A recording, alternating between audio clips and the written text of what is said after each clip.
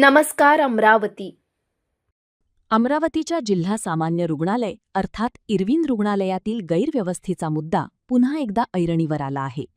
रुग्णालयातील विविध समस्या आणि गैरसोयींबाबत काँग्रेसचे नेते किशोर बोरकर, ज्येष्ठ विधिज्ञ ॲडव्होकेट PS खडसे, डॉ. BR देशमुख, माजी महापौर अशोक डोंगरे यांच्यासह विविध मान्यवरांनी प्रशासनाचे लक्ष वेधले आहे. इरविन रुग्णालयाला तब्बल 96 वर्षांचा वैभवशाली इतिहास असताना रुग्णालयाची सध्याची अवस्था चिंताजनक असल्याचा आरोप यावेळी करण्यात आला. लिफ्ट बंद असल्यामुळे 75 वर्षीय दिव्यांग ज्येष्ठ नागरिकाला पहिल्या मजल्यावर जाण्यासाठी पायऱ्या चढाव्या लागल्याचा आरोप करण्यात आला.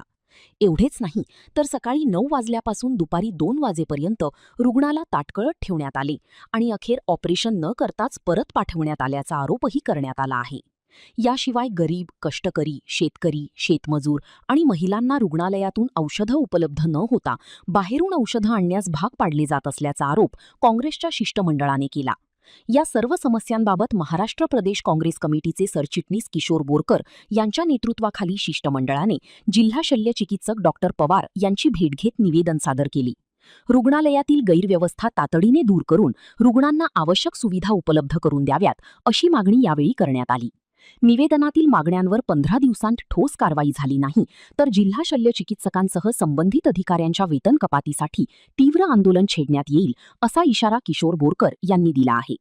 आता काँग्रेसच्या या इशाऱ्यानंतर इरविन रुग्णालयातील समस्या सोडविण्यासाठी प्रशासन कोणती पावले उचलते याकडे सर्वांचे लक्ष लागले आहे.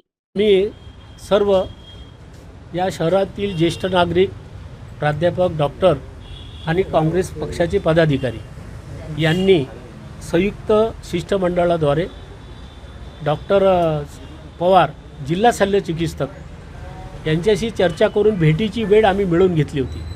त्या अनुषंगाने आज सर्वात प्रामुख्याने 2 तक्रारी यात अगदी 2-3 दिवसात आज ज्या समोर आल्यात वर्तमानपत्रातून, एका 75 वर्ष वय असलेल्या दिव्यांग व्यक्तीला घासत पायऱ्या चढल्यानंतर त्यांना सकाळी 9 ते 2 वाजेपर्यंत यांनी तात्काळ उभं ठेवलं आणि त्याला ऐनवेळीवर सांगितलं की आता तुमचं ऑपरेशन आम्ही करू शकत नाही.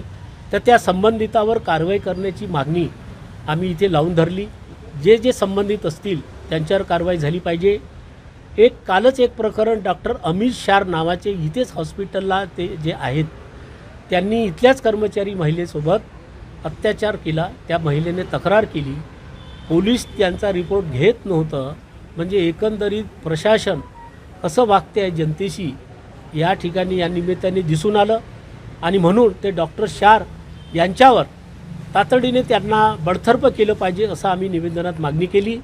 यावर जिल्हा शल्य चिकित्सक असं बोलले की आम्ही त्यांना ताबडतोब कारवाई करतो, तसं त्यांना मोकळं आम्ही इथून केलेलं आहे.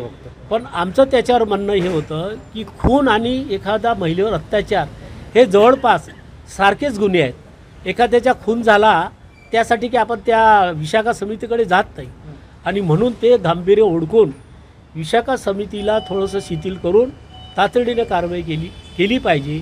एक अशी तक्रार 24मध्ये खंडारे नावाच्या महिला कर्मचाऱ्यांनी केली होती. कोणी डॉक्टर संदीप LM वाड नावाचे आहेत, त्यांच्यावरसुद्धा आपण कारवाई केली नाही. ते सुद्धा आपण कारवाई केली पाहिजे. जिल्हा सामान्य रुग्णालयात रुग्णांसाठीच्या सोयी, लिफ्टपासून ते CT स्कॅनपासून ह्या सगळ्या घटना, या सगळ्या बाबी आपण तातडीनं सोडवल्या पाहिजे. वारंवार विद्युत पुरवठा खंडित होतो म्हणून या इरविन परिसरामध्ये पुरेशी जागा आहे.